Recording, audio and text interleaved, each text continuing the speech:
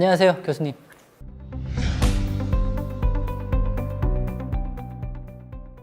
오늘은 무슨 일로 오셨습니까? 네, 오늘은 카메라 스테빌라이저와 지미집 운용에 대해서 자세히 알고 싶어서 왔습니다. 생각보다 이게 무겁고 덩치가 있어서요. 운영하기가 쉽지가 않네요. 그러셨군요. 흔히 들어본 용어이긴 하실 텐데 스테빌라이저와 지미집 용어의 뜻에 대해 생각해 본 적 있으신가요? 다 카메라에 장착하는 특수 장비들 그런 거 아닐까요?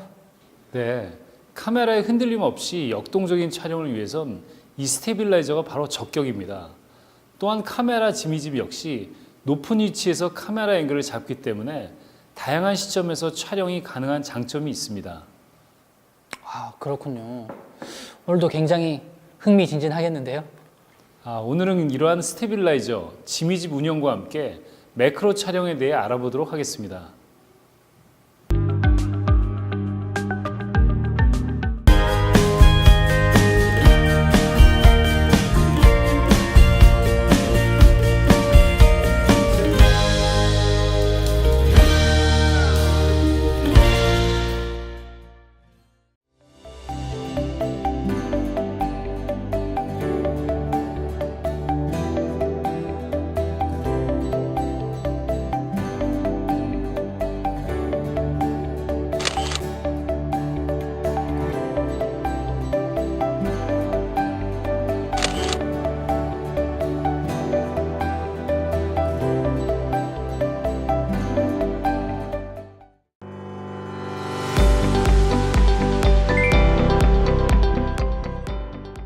카메라 스테빌라이저는 움직이는 카메라, 즉 카메라 무빙 또는 워킹이 있을 때 흔들림 없이 안정적으로 영상을 획득하도록 도와주는 영상 안정화 장치입니다.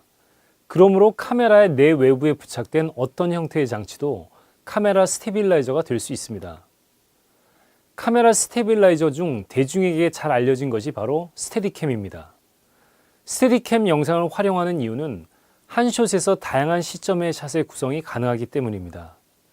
한정된 세트 내에서 이루어지는 숏에서 벗어나 오픈된 공간에서 자유자재로 이어지는 숏의 연결에 관객은 공간감의 확장과 감정 몰입을 체험할 수 있습니다. 스테디캠은 한 숏에서 다양한 사이즈의 변화, 앵글, 시점 등을 구성하는 것으로 역동적인 화면 구성과 함께 내러티브를 더욱 견고하게 만듭니다. 카메라 스테빌라이저는 강한 운동감을 안정적으로 표현하기 위해 사용하기도 하지만 더욱 중요한 것은 영상 미학의 측면을 크게 발전시켰다는 점입니다. 카메라 스테빌라이저는 카메라의 움직임이 물 흐르듯이 연속적으로 변화할 때 유용합니다. 단순하게 피사체를 쫓아가기도 하지만 피사체의 앞으로 카메라가 움직이기도 하며 피사체가 화면에서 없어지거나 나타나기도 합니다.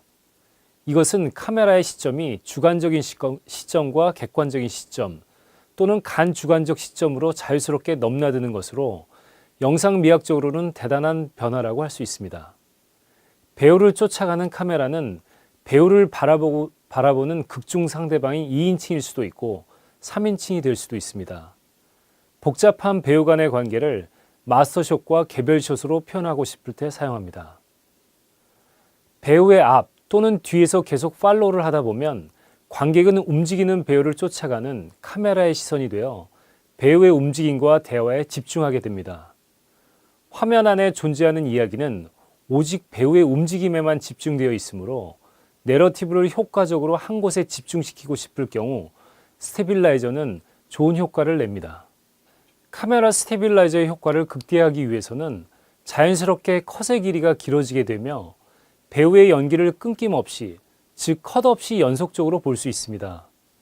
이러한 카메라와 배우의 움직임은 실시간으로 대사와 움직임이 전달되므로 실제 생활을 보고 있다는 착각에 빠지게 할 수 있습니다. 인위적인 컷 없이 영상으로 구성함으로써 사실적인 요소를 강조한다고 할 수 있습니다. 롱테이크는 영상 녹화를 끊지 않고 하나의 장면을 계속해서 10초에서 15초 이상 촬영하는 기법을 말합니다. 롱테이크를 구현하기 위해서는 다음과 같은 내용을 숙지해야만 합니다. 플로어 플랜은 한 장소에 필요한 세트 카메라 워크, 조명, 매트 등을 기록해 놓은 촬영 계획안을 말합니다. 제작 규모에 관계없이 촬영 감독은 세트를 영상으로 표현하기 위해 촬영할 장면의 배우 블로킹, 카메라의 움직임 등을 별도로 기록해야만 합니다. 롱테이크의 효과를 극대화하는 방법은 카메라와 인물, 배경이 여러 방법을 통해 서로 교차하도록 설계하는 것입니다. 카메라는 배우의 움직임을 따라 계속해서 움직이고 다양한 시점의 변화와 배우의 감정, 그리고 공간적 배경을 실시간으로 전해줍니다. 카메라가 세트의 모든 것을 수평적으로 보여주는 경우 우선적으로 고려해야 할 것이 바로 조명의 설치입니다. 카메라가 전후 좌우를 비추게 되면 조명을 벽면 또는 천장에 설치하도록 하거나 자연광이나 간접 조명을 이용하도록 해야 합니다. 그러므로 롱테이크 숏 기법은 임기응변식으로 현장에서 이루어질 수 있는 것이 아니라 사전에 플로어 플랜에 배우의 동선과 카메라의 움직임을 꼼꼼히 설계하고 이에 맞게 조명 설치 계획을 수립하는 것이 사전에 필요합니다. 세트, 배우, 카메라가 교차하는 스위칭 포인트를 설계합니다. 카메라 스테빌라이저는 크게 장착형, 렌즈 내장형, 휴대형, 거치형, 차량형 등으로 나눌 수 있습니다. 이와 같이 다양한 형태의 스테빌라이저 장치와 더불어 보다 안정적인 운영이 가능하도록 돕는 장비가 많아 프로그램의 장르와 현장의 성격에 따라 선택하여 사용합니다. 장착형은 사용자의 몸에 스테빌라이저를 연결하여 역동적으로 카메라 워킹이 가능한 것으로 스테디캠이 바로 대표적이며 이지락, ENG 리그 등이 있습니다. 스테디캠은 사용자의 몸에 장착하는 하네스인 베스트, 카운터 밸런스와 모니터, 카메라를 부착하는 슬레드, 베스트와 슬레드를 연결하는 탄성암 3가지로 구성되어 있습니다. 스테디캠은 원래의 위치로 복원하려고 하는 자이로스코프의 원리를 적용합니다. 슬레드의 상단에 장착하는 카메라와 반대쪽에 장착된 모니터와 배터리가 카운트 밸런스로 작용하고 둘 사이에 발생하는 복원력을 조절하는 짐벌을 통해 미묘한 움직임과 수평을 조절합니다. 탄성암은 카메라가 움직일 때의 충격을 흡수합니다. 그러나 스테디캠은 카메라와 베스트, 암, 슬레드 등 약 20kg에서 25kg의 무게를 모두 몸으로 지탱해야 하므로 사용자에게 많은 체력 소모와 운영 기술이 요구되는 장비이기도 합니다. 이러한 스테디캠의 가장 큰 특징은 역동적인 이미지를 적은 예산과 스태프로 연출이 가능하다는 데 있습니다. 또한 스테디캠은 살아있는 현장감의 디테일을 놓치지 않으면서 속도감을 더해 관객의 쾌감을 증가하는 영상 연출이 가능하게 도와줍니다. 렌즈형은 렌즈의 스테빌라이징 기능을 설계한 것으로 가장 간편하게 사용할 수 있는 장점이 있습니다. 내장형 스테빌라이저는 IS, VR 등 제조사에 따라 다른 표현을 사용하고 있으나 가장 간단하게 이미지의 진동을 제어할 수 있는 방법입니다. 스테빌라이저 렌즈의 내부에 설치된 제어 장치에 의해 작동하므로 이미지가 센서에 도달하는 속도에 약간의 지연이 발생합니다. 내장형 스테빌라이저는 노출의 저하가 단점입니다. 휴대용 스테빌라이저는 규모가 작은 카메라를 대상으로 합니다. 여기에는 가정용 핸디캠에서부터 최근 많이 사용되는 DSLR 카메라와 레드 에픽, 스칼렛에서까지 지원 대상의 폭이 매우 넓습니다.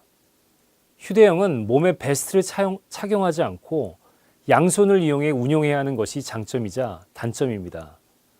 단점으로는 장시간 사용 시 손목, 어깨, 목, 허리 등의 신체 부분에 많은 부담을 준다는 것입니다. 최근에는 전자식 짐벌을 장착하여 진동과 충격을 전자적으로 제어하는 형태가 주를 이루고 있으며 움직임을 3차원으로 해석하여 진동을 제어합니다.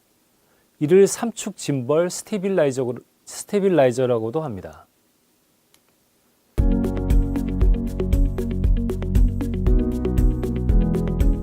와, 이 핸드헬드 영상만 보다가 이 스테디 영상을 보니까 정말 놀랍네요. 특히 이 장착형 스테빌라이저의 핵심은 역시 밸런싱인 것 같습니다. 그렇습니다. 핵심은 바로 밸런싱이죠. 20kg을 넘는 카메라를 자유자재로 움직이면 미세한 조정이 가능한 것은 밸런싱을 적절하게 유지하기 때문입니다. 이러한 장착형 스테빌라이저는 크게 베스트, 암, 슬레드 등 세 부분으로 나뉘며 스테빌라이저의 밸런싱 유지를 위해 중요한 역할을 하는데요. 이어지는 화면에서 좀 더 구체적으로 살펴보겠습니다. 스테빌라이저의 핵심은 균형, 즉 밸런싱입니다. 20kg을 넘나드는 카메라를 자유자재로 움직이면서 미세한 조정이 가능한 것은 밸런싱을 적절하게 유지하기 때문입니다. 스테빌라이저의 밸런싱을 유지하기 위한 요소는 여러 가지가 있으나 주요 요소를 기준으로 알아보기로 하겠습니다. 장착형 스테빌라이저는 크게 베스트, 암, 슬레드 등 세 부분으로 나뉘며 이 세 부분은 스테빌라이저의 밸런싱 유지를 위해 중요한 역할을 합니다. 베스트는 운용자의 몸에 착용하여 암과 슬레드를 장착하는 역할을 하며 스테빌라이저의 무게를 몸 전체로 분산시켜줍니다. 암은 베스트와 슬레드를 연결시켜주며 슬레드의 무게와 충격 진동을 잡아줍니다. 암 내부의 스프링은 카메라 무게에 따라 강도 조절이 가능하여 상하 진동을 막아줍니다. 슬레드는 스테빌라이저의 주요 요소로서 스테이지를 기준으로 위쪽으로는 카메라, 아래쪽으로는 짐벌, 모니터, 배터리가 카운터웨이트의 역할을 수행하는데요. 양쪽 끝의 무게는 짐벌의 위치가 중앙이 됩니다. 짐벌은 스테빌라이저의 무게중심에 위치하고 있으며 멀티축으로 낮은 마찰 개수로 무한 회전이 가능합니다. 짐벌의 위치를 기준으로 스테빌라이저의 밸런싱을 조절합니다. 정적 밸런스는 리그를 특정 각도로 거치했을 때 이루어지는데 주로 수직 방향으로 설치하고 진행됩니다. 정적 밸런스는 카메라와 슬레드, 모니터, 배터리 등을 장착한 상태의 장비를 말하며 일반적으로 리그는 촬영 장비 등의 하드웨어를 일컫습니다. 정적 밸런스는 슬레드상의 짐벌의 위치를 기준으로 모니터, 배터리 등의 무게와 위치를 조절하여 밸런스를 맞추게 됩니다. 무게중심인 짐벌을 기준으로 스테빌라이저가 좌우로 흔들리는 속도와 방향을 보고 밸런스를 판단합니다. 슬레드의 길이에 따라 짐벌의 위치도 달라지며 낙하 시간을 측정해 리그의 복원력으로 밸런싱을 최종 판단합니다. 동적 밸런스는 리그를 역시 수직 방향으로 거치하고 수평 방향으로 회전시켜 밸런스의 정도를 판단합니다. 제대로 밸런싱이 되면 리그는 틀어지지 않고 수직 방향에서 회전하게 됩니다. 모니터와 배터리가 슬레드로부터 얼마나 떨어져 있느냐에 따라 밸런싱이 틀어집니다. 스테빌라이저를 성공적으로 운용하는 첫 번째 방법은 리그를 안정적으로 밸런싱하는 일입니다. 효과적인 밸런싱은 안정적인 화면을 구성하고 효율적으로 장비를 운용하도록 도와줍니다. 밸런싱에는 수직 방향에서 이루어지는 정적 밸런스와 회전 방향에서 이루어지는 동적 밸런스로 나뉩니다. 리그의 밸런싱이 마무리되면 기본 워킹을 시작으로 본격적인 스테빌라이저 운용을 시작합니다. 미셔너리는 카메라가 정면 방향으로 이동하는 워킹 방법입니다. 카메라가 피사체의 뒤편에서 쫓아오는 패턴입니다. 스테빌라이저의 움직임은 정교하고 일정한 속도로 이동해야 하며 높이와 지향각 또한 일정하게 유지해야 합니다. 돈주왕 워킹은 카메라가 피사체의 전면에 위치하고 피사체가 카메라를 쫓아오는 패턴이며 운용자는 정면을, 카메라는 뒤쪽을 바라보게 됩니다. 역시 카메라와 피사체는 일정한 간격을 유지하며 이동해야 하며 상대방이 피사체를 바라보고 있다는 가정하에 움직이는 것이 좋습니다. 스위칭은 미셔너리에서 돈주왕으로 또는 돈주왕에서 미셔너리로 상황에 따라 스위칭할 경우에는 스위칭 룰에 따라 전환합니다. 스위칭 기술이 숙달되지 않으면 다리가 꼬여 넘어질 수 있으며 자연스러운 화면이 구성되지 않을 수 있습니다.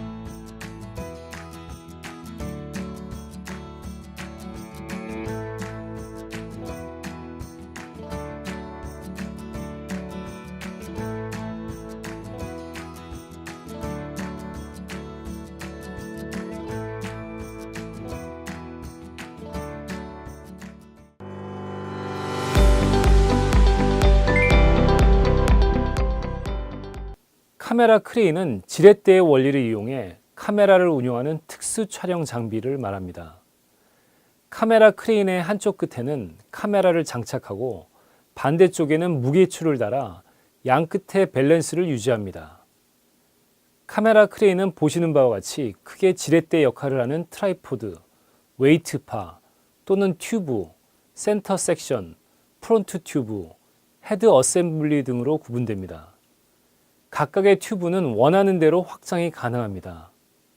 센터 섹션을 기본으로 웨이트바를 설치하고 프론트 튜브와 센터 섹션 사이의 확장 튜브를 연결하는 방식입니다. 리모트 헤드가 장착된 방식은 반응이 즉각적이고 무브먼트가 빨라 영상 제작자들 사이에서 선호되는 방식입니다. 튜브는 집 또는 암이라고 표현하기도 합니다. 카메라 크레인은 암의 회전으로 수평 수직 방향으로 움직임이 발생하고 이로 인해서 동적인 영상이 연출됩니다. 보시는 그림은 카메라 크레인의 암 길이에 따라 분류되는 차이, 암 도달 거리에 따른 회전 반경의 차이, 그리고 컨트롤 박스 운용 면적을 보여줍니다. 일반적인 형태의 크레인은 고정암으로 구분하고 암의 길이가 운용 중에 늘어나거나 줄어드는 암을 텔레스코픽 암이라고 부릅니다. 그림은 텔레스코픽 암의 사용의 예를 보여줍니다. 크레인이 부감에서 내려오면서 암의 길이가 늘거나 줄면서 다양한 영상이 창출됩니다. 카메라 크레인은 촬영자를 중심으로 원을 그리며 회전할 수 있으며 높이와 속도, 줌 등 복합적인 요소를 동시에 운영할 수 있습니다.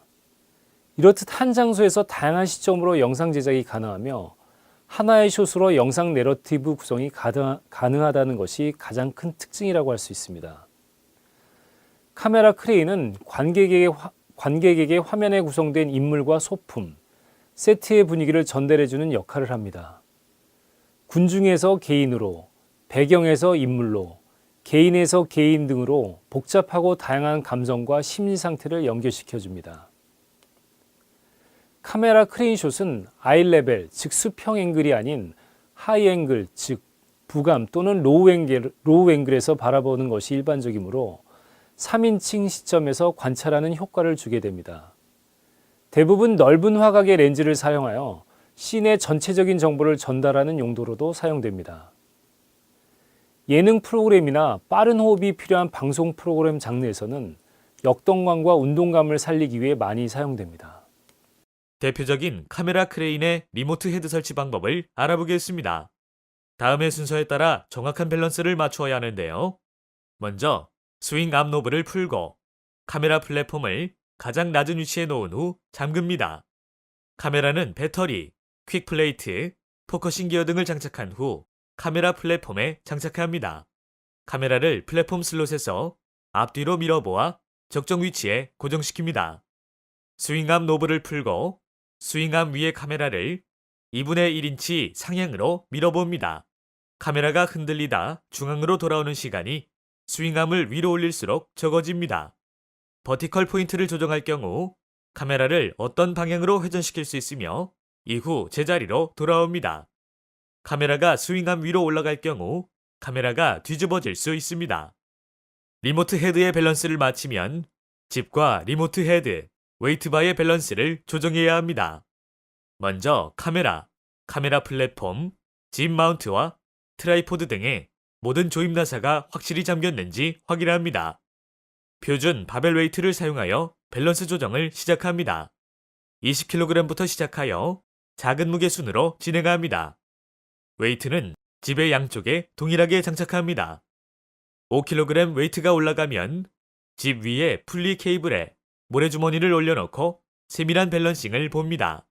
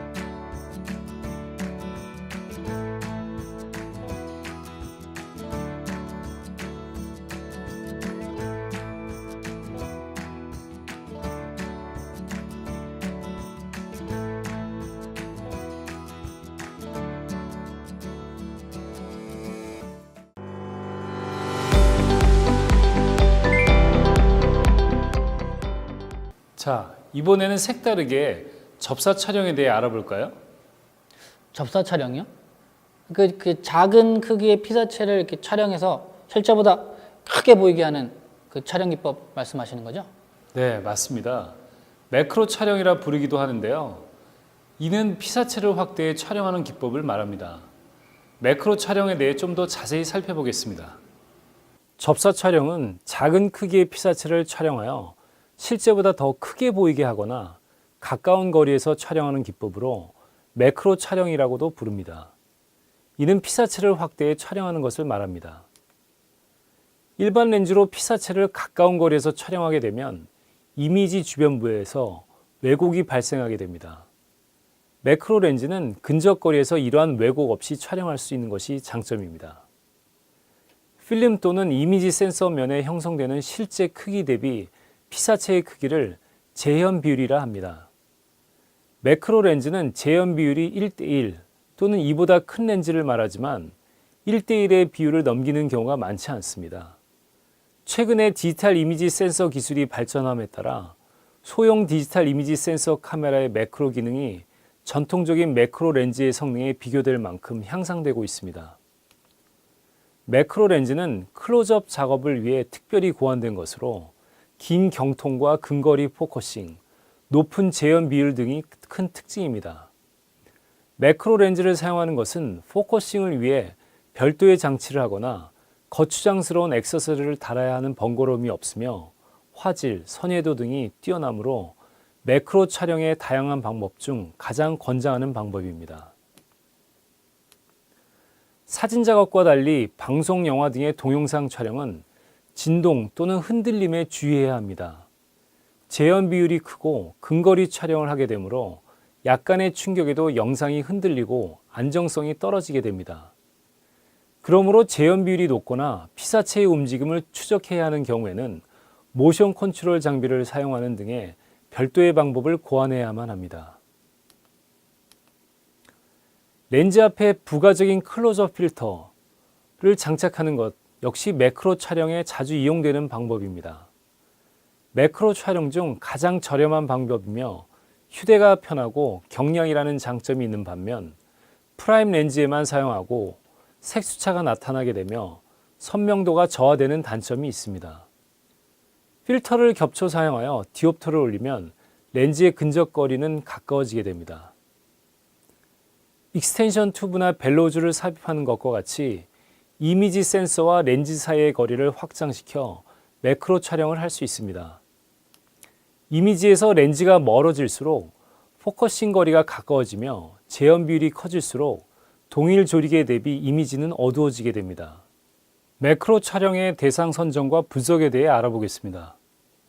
어떤 대상을 접사 또는 초접사로 촬영하기 위해서는 촬영 대상에 대한 자료와 분석이 필요합니다.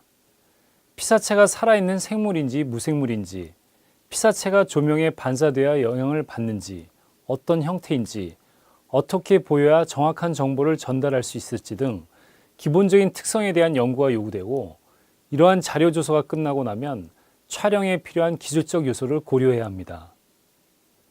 촬영 대상이 정해지면 어떤 배열로 영상을 만들어야 할지 구상합니다.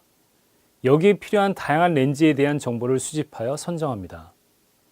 접사 촬영은 일반적으로 피사계 심도가 극도로 낮은 영상 촬영술입니다. 표현 목적에 따라 심도를 어느 정도로 표현할지 또 어떻게 확보해야 할지에 대한 방법을 강구해야만 합니다. 제한적인 심도는 매크로 촬영에서 고려해야 할 중요 요소 중 하나입니다. 카메라가 물체로 가깝게 다가갈수록 심도는 극도로 낮아집니다. 이를 극복하기 위해 전체적인 광량을 풍부하게 주고 심도를 깊게 하거나 감도를 높이고 때에 따라서는 셔터 스피드를 낮추는 것이 필요합니다. 풍부한 광량이 요구되므로 적절한 조명기구의 사용이 필수적입니다. 작은 물체를 크게 보기 위해서는 많은 광량이 필요하며 조명은 플랫하게 설치하는 것이 적합합니다. 이것은 작은 물체에 나타나는 그림자의 면적이 눈에 보이는 것보다 크게 보여 영상의 품질을 저하시킬 수 있기 때문입니다. 따라서 광원의 입사각과 폭이 넓은 플러드 라이트과 디퓨전을 이용하여 부드럽고 넓게 조명해야 그림자 없는 자연스러운 분위기가 연출됩니다.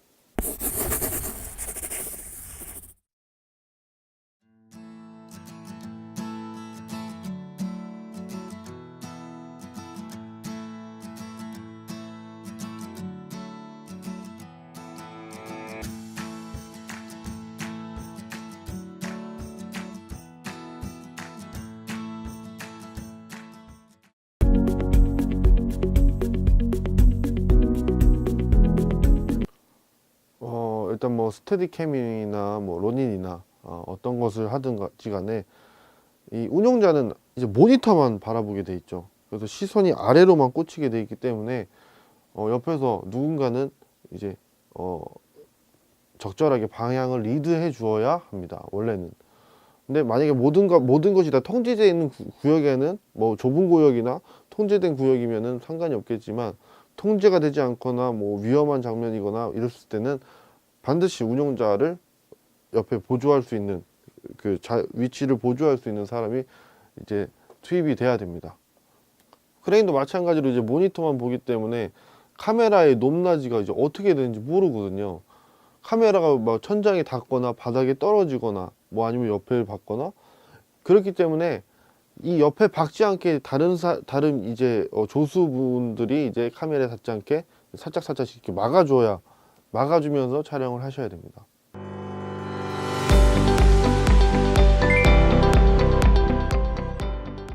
오늘 이렇게 스테빌라이저와 지미집의 운용, 그리고 매크로 촬영에 대해서 배우셨는데 좀 어떠셨나요?